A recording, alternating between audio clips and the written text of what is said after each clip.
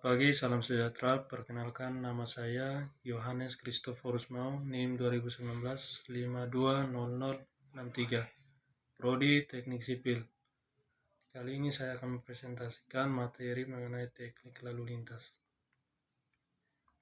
Yang pertama, kinerja lalu lintas.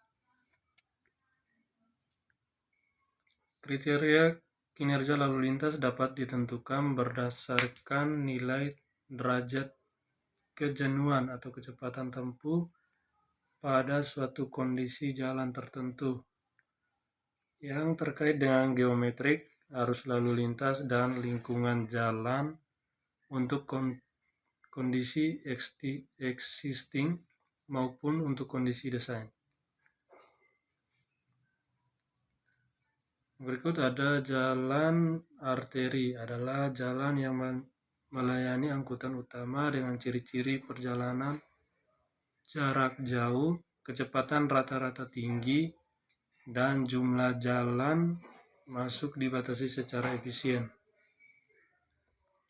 Jalan kolektor adalah jalan yang melayani angkutan pengumpulan atau pembagian dengan ciri perjalanan jarak sedang, kecepatan rata-rata sedang, dan jumlah jalan masuk dibatasi. Jalan lokal adalah jalan yang melayani angkutan setempat dengan ciri-ciri perjalanan jarak dekat, kecepatan rata-rata rendah, dan jumlah jalan masuk tidak dibatasi. Kecepatan dibagi menjadi 3 jenis. Yang pertama, kecepatan setempat. Yang kedua, kecepatan bergerak. Yang ketiga, kecepatan perjalanan. Yang berikut, kerapatan. Rasio perbandingan arus terhadap kecepatan rata-rata dinyatakan dalam kendaraan atau SMP per kilometer hambatan samping. Dampak terhadap kinerja lalu lintas dari aktivitas samping segmen jalan seperti 1. Pejalan kaki yang berjalan atau menyeberang sepanjang segmen jalan. 2. Angkutan umum dan kendaraan lain yang berhenti dan parkir. Yang ketiga, kendaraan bermotor yang keluar masuk dari ke lahan samping sisi jalan. Yang 4, arus kendaraan yang bergerak lambat. Hambatan samping, dampak terhadap kinerja lalu lintas dari aktivitas samping segmen jalan yang ditunjukkan dengan faktor jumlah berbobot kejadian, yaitu frekuensi kejadian sebenarnya dikalikan dengan faktor berbobot kendaraan. Kapasitas jalan.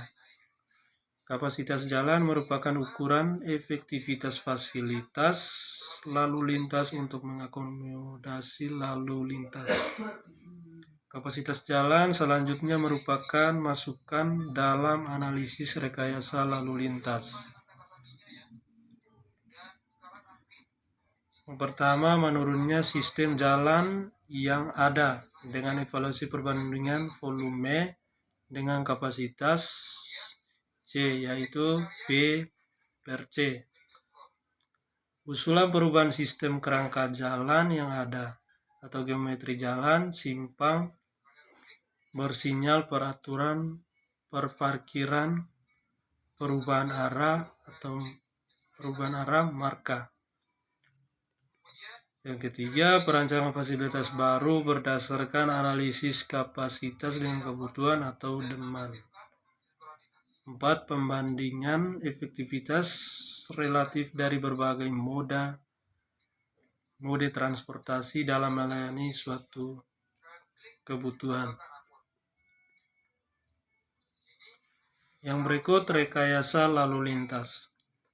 Rekayasa lalu lintas adalah serangkaian usaha dan kegiatan yang meliputi perencanaan, pengadaan, pemasangan, pengaturan, dan pemeliharaan fasilitas perlengkapan jalan dalam rangka mewujudkan, mendukung, dan memelihara keamanan, keselamatan, ketertiban, dan kelancaran lalu lintas. Studi karakteristik lalu lintas meliputi 1. Faktor-faktor kendaraan dan manusia. Yang kedua, volume lalu lintas, kecepatan dan kerapatan. Yang ketiga, arus lalu lintas, kapasitas jalan dan kerapatan. 4. Pola perjalanan, faktor pertumbuhan dan asal tujuan lalu lintas. 5. Parkir dan terminal. 6.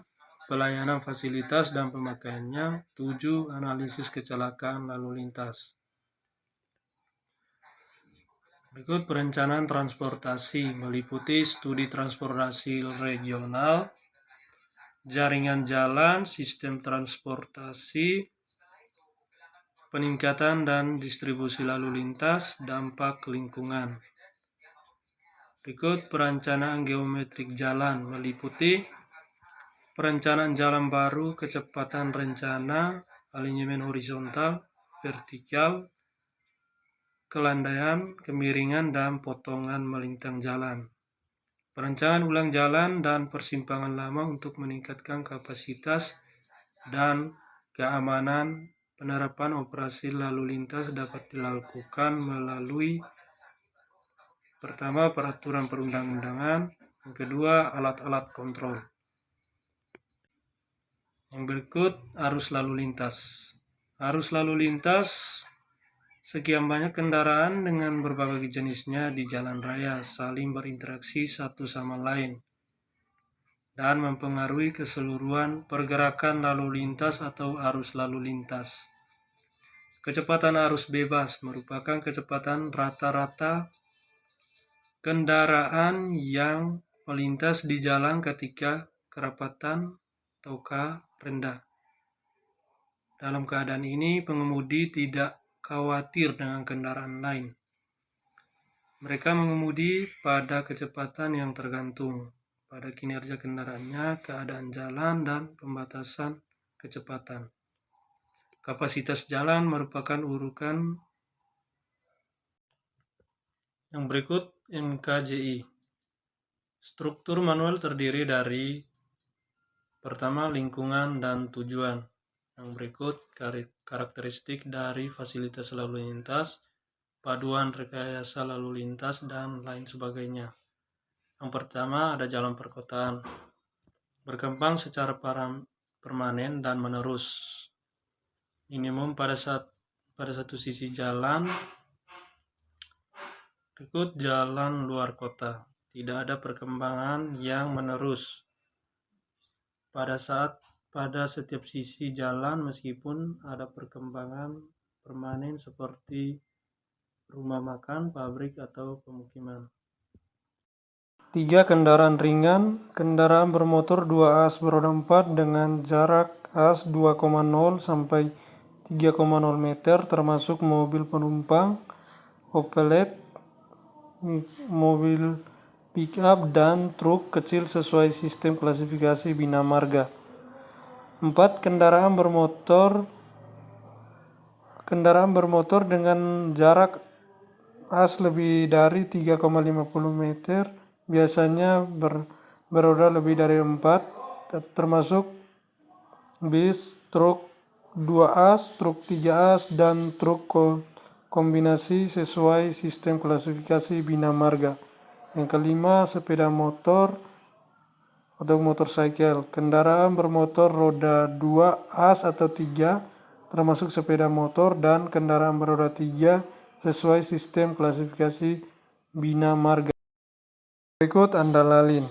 Andalalin merupakan serangkaian kegiatan kajian mengenai dampak lalu lintas dari pembangunan pusat kegiatan permukiman dan infrastruktur yang hasilnya dituangkan dalam bentuk dokumen hasil analisis dampak lalu lintas. AMDAL Undang-Undang Nomor 32 Tahun 2009 tentang Perlindungan dan Pengelolaan Lingkungan Hidup. Tujuan utama untuk keberlanjutan dan kelestarian lingkungan hidup. Andalalin Undang-Undang Nomor 22 Tahun 2009 tentang Lalu Lintas dan Angkutan Jalan. pada pasal 99 bertujuan untuk menciptakan lalu lintas yang aman, keselamatan, tertib, dan lancar. Analisis lalu lintas eksternal yaitu melihat sejauh mana dampak tambahan lalu lintas akibat pengembangan bahan baru terhadap sistem jaringan yang ada. Menteri, Gubernur, Bupati, atau Wali Kota memberikan persetujuan dalam jangka waktu paling lama 3 hari kerja untuk pembangunan perumahan yang diperuntukkan bagi masyarakat berpenghasilan rendah atau MBR. Sedangkan untuk perumahan menengah atas, rumah susun, apartemen, ruko, serta pembangunan pusat kegiatan dan infrastruktur paling lama 15 hari kerja sejak diterimanya dokumen hasil analisis dampak lalu lintas secara lengkap dan memenuhi persyaratan. Pemberian persetujuan hasil analisis dampak lalu lintas dikenakan biaya sebagai penerimaan negara bukan untuk pembangunan perumahan yang diperuntukkan bagi masyarakat berpenghasilan rendah atau MBR. Pengenaan PNB diatur dalam Peraturan Pemerintah Nomor 15 Tahun 2016 tentang jenis dan tarif atas jenis penerimaan negara bukan pajak yang berlaku pada Kementerian Perhubungan. Kegiatan tim pengawas didukung oleh anggaran kegiatan yang disebabkan pada anggaran pendapat dan belanja negara atau anggaran pendapatan dan belanja daerah sesuai dengan kewenangannya. Sanksi administrasi berupa peringatan tentu tertulis dikenal sebanyak 3 kali dengan jangka waktu masing-masing 30 hari kalender. Dirjen menyampaikan surat peringatan atau teguran kepada pengembang pembangunan yang belum melakukan rekomendasi sesuai dokumen hasil analisis dampak lalu lintas. Dalam hal pengembangan atau pembangunan tetap tidak melaksanakan kewajiban setelah berakhirnya jangka waktu, sanksi administrasi berupa penghentian sementara pelayanan umum dan atau penghentian sementara kegiatan selama 30 hari kalender. Dikenai denda paling banyak 1% atau 1/100 dari nilai kewajiban yang harus dipenuhi oleh pengembang atau pembangunan. Dirjen menyampaikan surat kepada pemerintah daerah perihal rekomendasi administrasi berupa denda dalam waktu 10 hari kalender sejak tanggal pengenaan sanksi denda administrasi atau 90 hari kalender sejak pembayaran denda. Pengembang atau pembangun tidak melakukan kewajibannya dikenai sanksi pembatalan atau pencabutan izin. Dirjen menyampaikan surat kepada pemerintah daerah perihal perbuatan izin dan atau pencabutan izin. Pemodelan kinerja lalu lintas. Beberapa masalah transportasi di sejumlah kota besar telah berada pada tahap kritis, antara lain masalah kemacetan, penundaan, serta polusi suara dan udara. Selain itu, permasalahan transportasi regional juga sudah membutuhkan perhatian serius untuk menanggulanginya. Perlu dipelajari dan dipahami pola keterkaitan antara berbagai faktor penyebabnya. Multimoda kajian perencanaan transportasi selalu melibatkan lebih dari satu mode transportasi sebagai bahan kajian. Hal ini mudah dimengerti mengingat objek dasar kajian perencanaan transportasi adalah pergerakan manusia dan atau barang yang paling melibatkan banyak mode transportasi. Berikut sasaran teknik manajemen lalu lintas. Indonesia Yang dikenal pertama, sebagai mengatur dan masyarakat menyederhanakan terdiri arus lalu dari lintas. ribuan pulau, sehingga pergerakan dari suatu tempat ke tempat tujuan sangat tidak mungkin hanya menggunakan suatu mode saja. Tidaklah mengherankan bahwa sistem transportasi nasional yang kita miliki mempunyai konsep utama, yaitu konsep sistem transportasi integrasi antar kota. Manajemen lalu lintas. Manajemen lalu lintas adalah suatu proses pengaturan pasokan resupply dari kebutuhan demand sistem jalan raya yang ada untuk memenuhi suatu tujuan tertentu tanpa penambahan pasaran baru. Tujuan manajemen lalu lintas: 1. Mendapatkan tingkat efisiensi dari pergerakan lalu lintas secara menyeluruh dengan tingkat aksesibilitas ukuran kenyamanan yang tinggi. 2. Meringankan kendaraan dari pengguna. 3. Melindungi dan memperbaiki kendaraan kondisi lingkungan dimasukkan lalu lintas tersebut berada. Mempromosikan pengguna energi secara efisien. Analisis kebutuhan parkir. Definisi parkir: suatu keadaan di mana kendaraan tidak bergerak dalam jangka waktu tertentu atau tidak bersifat sementara. Permasalahan parkir. Aktivitas suatu pusat kegiatan akan menimbulkan aktivitas parkir kendaraan yang berpotensi menimbulkan masalah. Penanganan masalah parkir. Pengaturan ruas jalan yang boleh untuk parkir yang mencakup lokasi dan pola parkirnya, sehingga menghasilkan gangguan terhadap kelancaran arus lalu lintas minimum. Kebijakan parkir menemukan suatu kompromi antara banyaknya ruang grab yang diperuntukkan bagi kendaraan yang berkeselamatan. Kecelakaan lalu lintas adalah kejadian di mana sebuah kendaraan bermotor tabrakan dengan benda lain atau terguling dan menyebabkan kerusakan. Kecelakaan lalu lintas hampir selalu terjadi kapan saja dan di mana saja, walaupun ketentuan perancangan geometrik jalan sudah dipenuhi, apalagi tidak.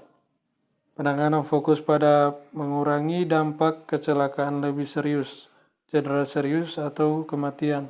Mengurangi dampak bahwa energi kejadian berada di bawah ambang yang mungkin bisa menggunakan dampak kematian atau cedera serius. Konsep desain jalan berkeselamatan adalah seluruh sistem lalu lintas jalan disesuaikan dengan keterbatasan atau kemampuan manusia sebagai pengguna jalan. Tujuannya untuk mencegah terjadinya tabrakan yang melibatkan elemen infrastruktur jalan.